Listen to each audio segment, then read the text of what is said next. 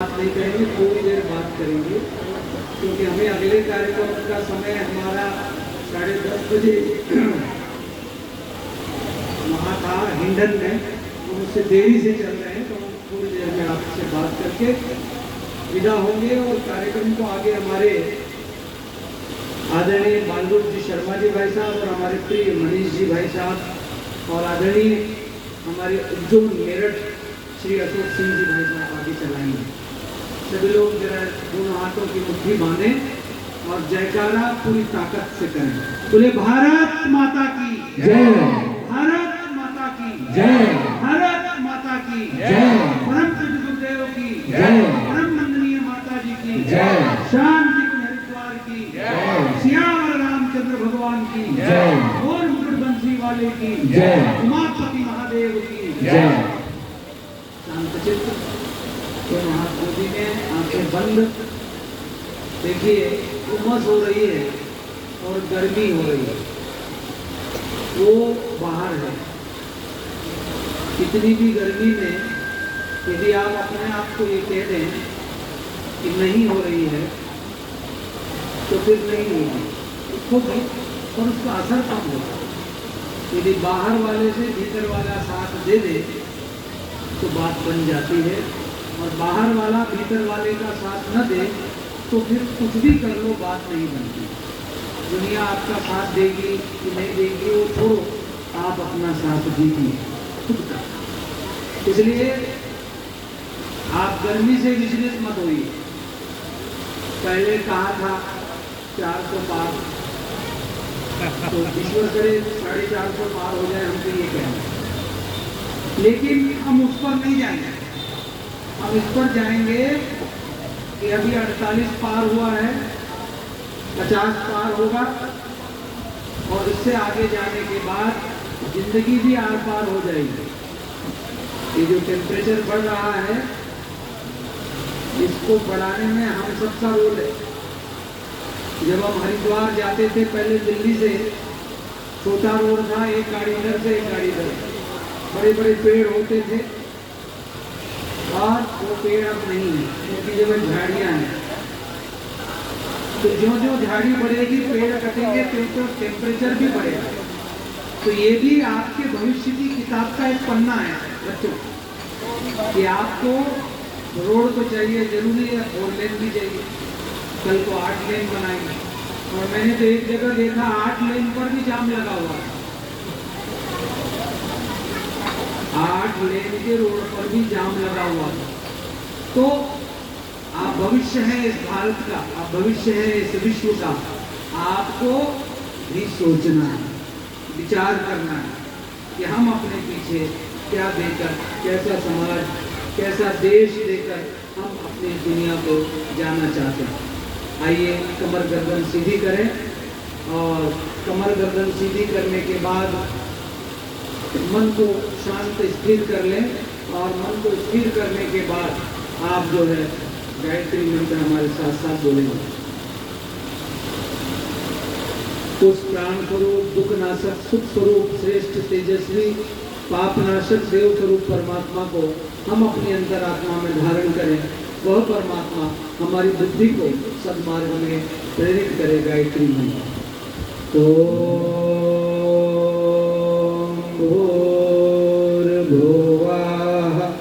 स्वाहा तत्सवितुर्वरेण्यं भर्गो देवस्य धीमहि धियो यो नः प्रचोदयात्। अज्ञानतिमिरान्धस्य ज्ञानाञ्जनशलाकया चक्षुरुन्मीलितं येन तस्मै श्री गुरुवे नमः, तस्मै श्री गुरुवे नमः। मंच पर विराजमान हमारे परम आदरणीय, मुझे अच्छा लगता है खड़े होना चाहिए।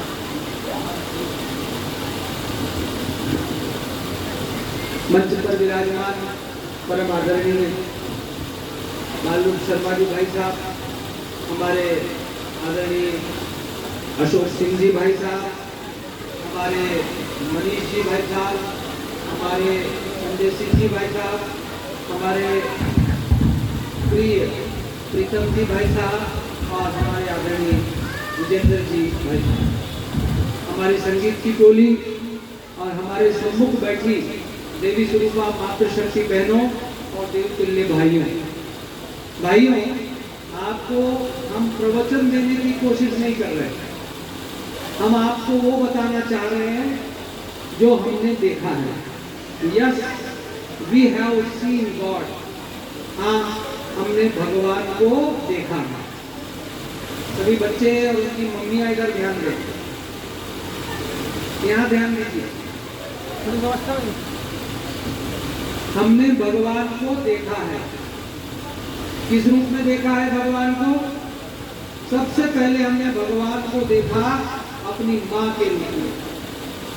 छोटे थे तो मालूम नहीं पड़ा, लेकिन जब बड़े हुए तो मालूम पड़ा कि भगवान यदि कहीं होता होगा तो ऐसे ही होता। The digestive form of God, the first form is mother, माँ। प्यारे बच्चों, इधर ध्यान दीजिए। पहला भगवान हमारा कौन है? माँ। क्योंकि कल हमारे घाट के स्पेशलिस्ट सर्जन हैं डॉक्टर गुप्ता जी, युवा है वो रोज 2-3 ओपन हार्ट सर्जरी करते हैं। महात्मा गांधी मेडिकल कॉलेज के प्रोफेसर हैं। तो उनकी पत्नी छोटा सा बच्चा ऐसा लेकर आई, तो वो छोटा से बच्चे को ऐसे ऐसे, क्योंकि वो डॉक्टर साहब ही मेरे छोटे बच्चे जैसे हैं, बड़े हो गए, उनके पापा के साथ मैंने काम किया, तो फिर उन्होंने मुझे बच्चे को गोद में दिया। तो मेरा बेटा देख रहा था जो मेरी हाइट के बराबर। तो उसकी माँ बोली उस बच्चे को कि बेटा तुझे भी ऐसे ही करना पड़ा। तो वो क्या बोला? उन्हें कितनी कठिनाई से आप बड़ा करते हैं, कितनी कठिनाई से आप बच्चे को बड़ा करते हैं। बच्चा जब माँ की गोद में था तो माँ को 100 बार पाँव मारता था तो माँ प्रसन्न होती थी, लेकिन जब बच्चा बड़ा हो जाता है और माँ को लात मारे या माँ को बात मारे तो माँ को बहुत पीड़ा होती है। भगवान, इसलिए जितने बच्चे बैठे हैं वो हमारे साथ हाथ जोड़कर बोलिए मातृ देवो भव। मातृ देवो भव। ये तो मैंने बोला, अब आप बोलिए। सभी बच्चे बोले मातृ देवो भव। मातृ देवो भव। जितने बड़े हैं वो भी बोलिए मातृ देवो भव। मातृ देवो भव। और खास करके माँ जब युवा होती है तो उसे जरूरत नहीं, लेकिन जब माँ बुजुर्ग हो जाए तब बच्चों की उसे बहुत जरूरत है। आप सोचिए, आप छोटे थे तो माँ ने आपको रोड पर अकेला नहीं छोड़ा। बेटा स्कूल से जाता है तो माँ खिड़की से बार बार देखती है कि बस में बैठ गया कि नहीं बैठा, टिफिन ठीक से लगाया कि नहीं लगाया। जब बच्चा नहीं आता, देर थोड़ी सी हो जाती है, थोड़ी सी देर, तो माँ की आंखों में आंसू, ये है माँ। और वो माँ, आज तक रामदेव जी महाराज दवा नहीं बना पाए। कौन सी दवा? कि छोटा बच्चा आंगन में दौड़ता था और गिर पड़ा, माँ ने अपने आंचल में फूंक मारी और जाने कौन सा मंत्र पड़ा और उसके पांव पर लगाया और बच्चा ठीक होकर दौड़ने लग गया। आज तक वो दवा नहीं पड़ी। इसलिए प्यारे बच्चों, प्रथम भगवान कौन है? बोलो yes, we have seen God. हाँ, हमने भगवान को देखा है। दूसरे भगवान है आपके पिता, पापा। पापा की बनियान में छेद हो जाते हैं, उनकी चप्पल एड़ी में से घिसने लगती है, उनके मोबाइल का कवर और स्क्रीन टूट जाती है, पर वो सोचते हैं मेरे बच्चे की अच्छी चप्पल होना चाहिए, मेरे बच्चे की अच्छी बनियान होना चाहिए, मेरे बच्चे का अच्छा मोबाइल होना चाहिए। माँ और बाप की आंखों में आंसू दो ही समय आते हैं। तब एक बार जब बेटी घर छोड़ती है तब, और दूसरी बार बेटा मुंह मोड़ता है तब। दो ही बार आंखों में आंसू आते माँ बाप। भाई और बहन। तो अब हमारे बच्चे बोले पितृदेवो भव, बोलिए पितृदेवो भव। पितृदेवो भव। पिता भगवान, कौन भगवान है? पिता भगवान। और जिसने माता और पिता की बात मानी, आपको पता है भगवान शंकर और माता पार्वती संसार के सबसे बड़े पापा, the biggest daddy of the world is lord Shiva. सबसे बड़े डैडी कौन है संसार के? पापाओं के भी पापा भगवान भोलेनाथ। और सबसे बड़ी मम्मी कौन है? जगदम्बा पार्वती माँ। और उनके कितने पुत्र हैं? गणेश जी और कार्तिकेय जी। कार्तिकेय जी और गणेश जी को कंपटीशन में डाला गया। और आपको पता है कार्तिकेय जी कौन है? देवताओं की सेना के सेनापति हैं कार्तिकेय जी। और दोनों को कंपटीशन में डाला गया कि ब्रह्मांड की परिक्रमा करके आओ। तो बुद्धि और विवेक के देवता गणेश जी ने क्या किया? ब्रह्मांड की परिक्रमा नहीं की, मम्मी पापा की परिक्रमा कर ली। और उनको वो आशीर्वाद मिला जो कार्तिकेय जी ब्रह्मांड की परिक्रमा प्राप्त करके पाए। प्यारे बच्चों, और पूरी संस्कृति, पूरी रामायण, पूरी गीता, पूरे वेद, पूरे उपनिषद आप नहीं पढ़ो, उनको प्रणाम करो। पढ़ो, पढ़ना चाहिए रोज एक श्लोक पढ़ो। नहीं पढ़ पाओ कोई बात, आप मम्मी और पापा के चेहरे को पढ़ लो, मम्मी और पापा की आंखों को पढ़ लो, मम्मी और पापा की मुस्कान को पढ़ लो, और मम्मी और पापा की रोज परिक्रमा कर लो। और जवानी में नहीं कर पाओ, वो जो जवान है आपके माँ बाप नहीं कर पाओ, कोई बात नहीं। जब वो बूढ़े हो जाए तब उनका हाथ जब कांपने लगता है, जब उनको दिखाई नहीं देने लगता, तब उनका आप पकड़ लीजिए। भाई आप पकड़ लीजिए। और जितने मम्मी पापा हैं वो ये बात भी समझ ले कि बेटी होगी तो दामाद ले जाएगा, और बेटा होगा तो बहू ले जाएगी। आप दोनों ही साथ रहोगे। इसलिए माता और पिता, मम्मी और बेटी, आप दोनों एक दूसरे का साथ दीजिए। हम देखते हैं कई घरों में कि बहनें उनके पति को बड़ा गुस्से में बोलती हैं, वो कुछ भी मांगे, अभी तो चाय दी थी, अभी तो नाश्ता दिया। और बहनें कुछ बोलती है तो वो बोलते अभी तो सब्जी लाया था, अभी खत्म हो गया। नहीं, the neighbor to whom we see daily, the neighbor to whom we see daily, we cannot love. Then how we can love the God to whom we have not seen yet? वो लोग जो हमारे आस पास रहते हैं, mummy papa चाचा ताऊ, बेटा बेटी, पोते पोती, घर का कुत्ता, गली की गाय, आंगन की चिड़िया, यदि हम इनसे प्यार नहीं कर सकते तो भगवान से कभी भी प्यार नहीं कर पाएंगे जिसे आज तक आपने देखा। तो प्यार कीजिए, प्यार कीजिए अपनी मम्मी से, प्यार कीजिए अपने पापा से। और ये लड़कियों को हम कहना चाहते हैं, कोई लड़का आपके लिए जान मान तोड़ के नहीं लाएगा, बेकार की बात है। मैं तेरे लिए जान तोड़ के लाऊंगा, अफलातून का मुरब्बा खिला दूंगा, बेकार की बात है। आई लव यू यदि आपको सही में कहना है तो अपनी मम्मी से कहिए, लव यू माँ, लव यू पापा। यही आपका हित साधेंगे। ये लव जिहाद में आज जितनी लड़कियां फ्रिज में टुकड़े हो के जमा हो रही है, उनके मम्मी डैडी ने रोते रोते उनको कहा था बेटी इस रास्ते पर मत जाना।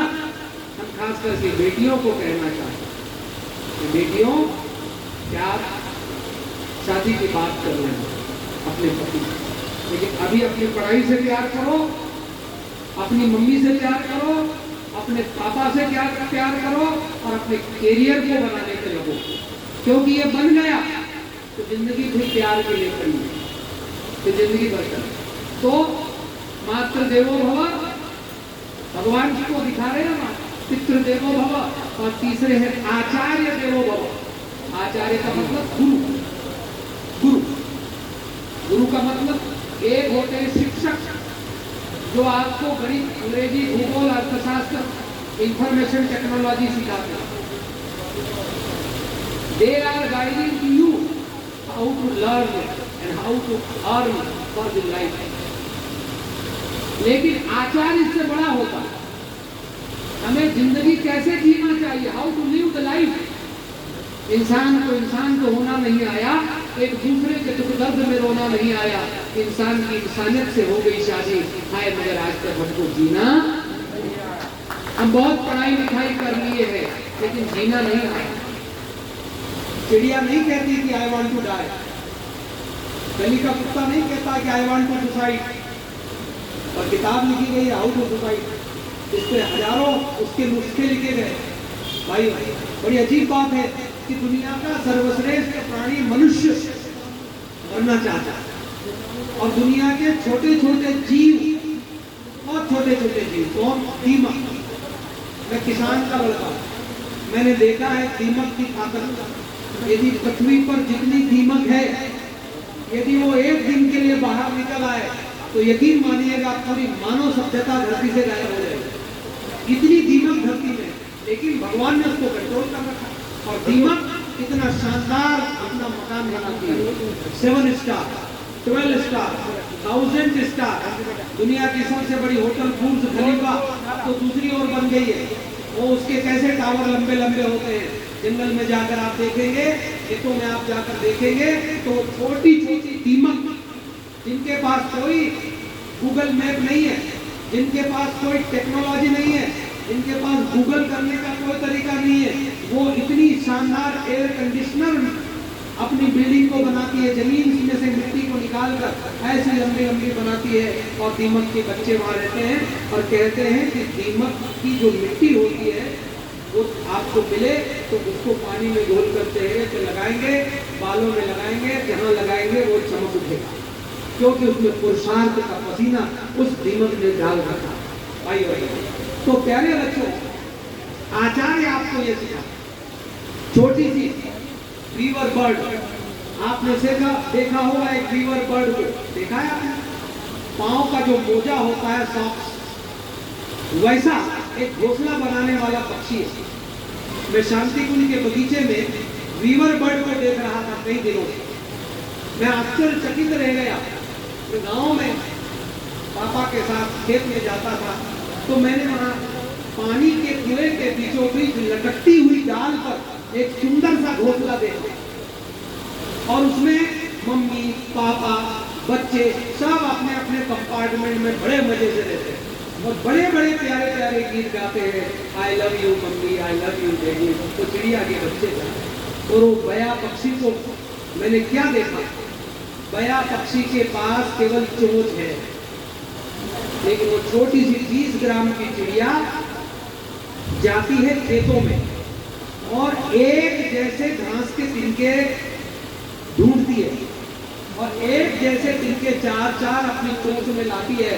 और प्यारे बच्चों, प्यारे युवा साथियों, वो फिर उससे जो घोंसला बनाती है, हिंदुस्तान का गोल्ड मेडलिस्ट पहलवान जिसने ओलंपिक में गोल्ड मेडल जीता हो, वो डाली से घोंसले को तो तोड़ सकता है, पर दोनों हाथों से पकड़कर वो पहलवान घोंसले को खींच के अलग नहीं कर सकता। जैसे आप ब्रेड को हाथ में ले और खींचे तो वो टूट जाएगी, पर बया पक्षी का घोंसला आप तोड़कर अलग नहीं कर सकते। ये कौन आपको बताएगा? ये आचार्य है, ये गुरु बताएगा। जब हजार शिक्षक दुनिया छोड़ते हैं तो एक आचार्य बनता है। ऐसे 1000 आचार्य जब शरीर छोड़ते हैं तो एक गुरु बनता है, और ऐसे 1000 गुरु जब शरीर छोड़ते हैं तो एक सदगुरु बनता है। और भाइयों, जब ऐसे लाखों महागुरु शरीर छोड़ते हैं तब वेद मूर्ति तपोनिष्ठ पंडित श्री राम शर्मा आचार्य है। हम उनकी बात आपको बता रहे हैं प्यारे बच्चों। उन्होंने 24 साल तक गाय को जौ खिलाई है, और गाय के गोबर में जो दाने निकले हैं उनको धोया है, उसको सुखाया है, और उसकी रोटी और छाछ बनाकर खाइए। दुनिया में जितने भी प्राणी हैं उनमें से केवल एक ही प्राणी ऐसा है जिसका उत्सर्जित पदार्थ उत्सर्जन के बाद गंदा नहीं कहलाता, और वो है गाय का गोबर। ये आपके शहरों की गाय जो गंदगी खाती है उसके गोबर की बात नहीं कर रहा। चरवाहे के यहाँ जो गाय चरती है उसका जो गोबर होता है वो भारत में पंचगव्य नाम की एक दिव्य औषधि बनाने के काम आता है। गाय का गोबर हमारे यहाँ पर क्या काम आता है? घर में बच्चे का जन्म हुआ, थोड़ा सा गोबर लाके लीप देते हैं और स्वस्तिक बनाकर कलश रख के पूजा शुरू करते हैं।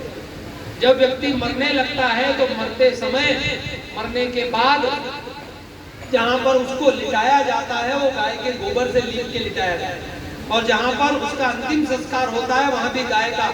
और गाय के गोबर की साइंटिफिक बात हम आपको बता दें कि दुनिया में जितना भी रेडियो एक्टिविटी है, परमाणु विकिरण, परमाणु विस्फोट और परमाणु के प्रयोगों में जितनी भी विकिरण या प्रदूषण फैलता है, यदि उसको कोई रोक सकता है तो वो कौन रोक सकता है? वो रोक सकता है, वो है, उसका नाम है गाय का गोबर। गाय का गोबर। और गाय के गोबर को इसलिए हमारे यहाँ पूज्य माना गया। हमारे यहाँ पर हंसाने के लिए कवि ने कहा था कि तुलसी माता और फला ये पौधे को ये माता, तो ऐसे ही किसी ने हंसने के लिए कह दिया फिर ये गाय को आप माता क्यों मानते हैं? तो उसने कहा एक पौधा पास में उगा हुआ था, उस पौधे की लंबी लंबी फली थी, सूखने के बाद उसके जो कांटे हैं बारीक बारीक, जरा सा शरीर पे लगा दिया तो उसका शरीर जलने लगा। आपने एक पौधा देखा होगा, आप उसको गूगल कीजिएगा कि वो, उसका नाम है कांच, हाँ कबचवा। तो वो बेल होती है, और वो बेल जब पौधे पेड़ के ऊपर चढ़ती है तो उसकी सूखी सूखी फलियां निकलती है। उस सूखी फली में जो बाल होते हैं यदि वो कहीं लगा दिए जाए तो शरीर में जलन शुरू हो जाए। बॉटल चढ़ाने पर भी वो ठीक नहीं होगी, परंतु गाय का गोबर का लेप लगा देने पर वो रोग तुरंत ठीक हो जाता है। प्यारे बच्चों, ऐसे आचार्य जी ने गाय को जौ खिलाई और गाय के गोबर में जो दाने निकले उनको धोया, उसकी रोटी बनाकर सुखाया, उसकी पिसाया और उसकी रोटी और छाछ बनाकर 24 साल तक गायत्री मंत्र जपा। ओम भुवः स्वः तत्सवितुर्वरेण्यं भर्गो देवस्य धीमहि धियो यो नः प्रचोदयात्। गायत्री मंत्र 24 साल तक उन्होंने जपा और 24 लाख के पुरस्चरण किए। उनका पिछला जन्म रामकृष्ण परमहंस का था। और प्यारे बच्चों, प्यारे युवा साथियों, आदरणीय माता और पिताओं, हमारे कार्यकर्ताओं, पूज्य आचार्य जी ने इतनी कठोर तपस्या करके अपने जीवन में 3200 पुस्तकें लिखी। गायत्री के प्रचंड सिद्ध साधकों बने और विश्व के निर्माण की योजना बनाई, उसका नाम है युग निर्माण योजना। और जो कोई भी आचार्य जी की तरफ आया वो कभी खाली नहीं रहा, कभी खाली नहीं। भाइयों और बहनों, हम आपसे दो पंक्तियां, किसी शायर ने बड़ी जोरदार दो पंक्ति कही। क्या पंक्ति है वो ये पंक्ति है, तू हंस, तू हंस, तू मुस्कुरा, तू हंस, तू मुस्कुरा, तू रोना कम कर दे। तू हंस, तू मुस्कुरा, तू रोना कम कर दे। जिंदा है तू, जिंदगी की नाक में दम कर दे। हमें जिंदगी की नाक में दम कर देना है। हम जिंदा हैं प्यारे भाइयों और बहनों, और इस जिंदगी को हमको ऊंचा उठाना है। और आपको अपने आप को एक ही बात कहनी है, क्या?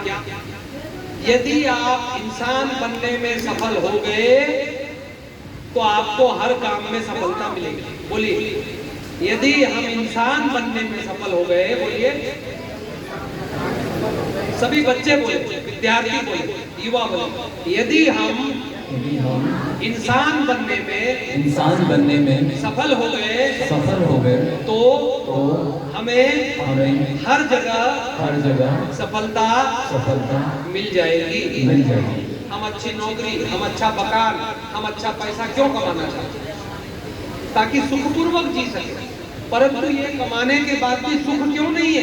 इसलिए नहीं है क्योंकि हम अच्छे इंसान नहीं बने। और अच्छे इंसान कौन होते हैं?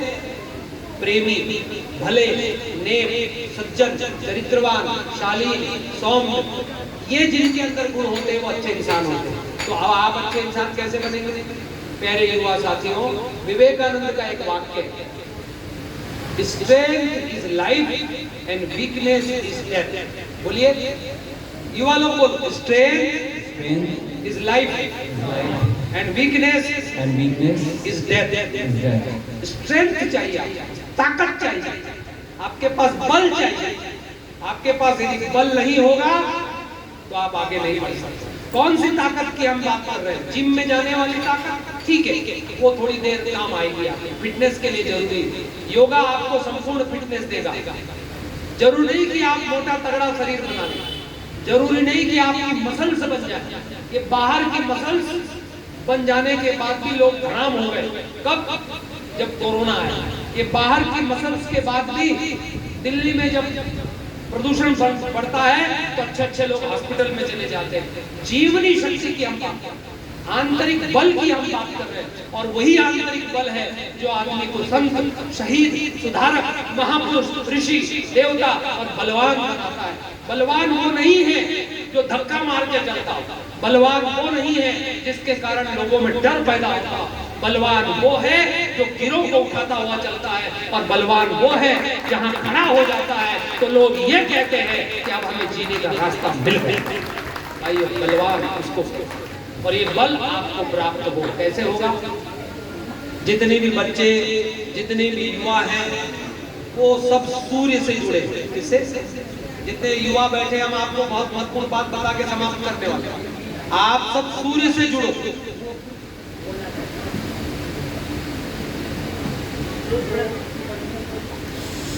कोई बात, मेरे लिए कोई मैसेज हो तो आप बलवान बनिए, बुद्धिवान बनिए, ज्ञानवान बनिए, सामर्थ्यवान बनिए। प्यारे बच्चों, प्यारे युवा साथियों, बलवान बनने के लिए आपको बल की शक्ति की ओर जाना पड़ेगा। और इस सारे संसार को बल कहां से मिलता है? बोलिए, सारे संसार को बल कहां से मिलता है? सूर्य से मिलता है। भगवान सूर्य का पर्यायवाची है, सूर्य भगवान का पर्यायवाची। सारे संसार को बल सूर्य से मिलता है। सूर्य के कारण एक क्रिया होती है, उसका नाम है फोटोसिंथेसिस, प्रकाश संश्लेषण की क्रिया। पौधे अपना भोजन कार्बन डाइऑक्साइड, पानी और सूर्य के प्रकाश की उपस्थिति में बनाते हैं, और उसके कारण पृथ्वी पर ऑक्सीजन आती है, उसके कारण फल फूल आपको मिलता है। उसी का अपवर्जित रूप, अपवर्तित रूप हमें अन्य चीजों के रूप में मिलता है। और आपका हमारा जन्म भी सूर्य के कारण हुआ। और पतंजलि के योग दर्शन में एक सूत्र आता है, क्या आता है? सूर्य संयमात् भुवनस्य ज्ञानम। क्या आता है?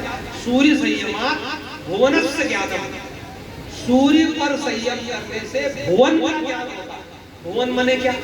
ये जो पृथ्वी है, इसके ऊपर आकाश है और इसके नीचे पाताल है।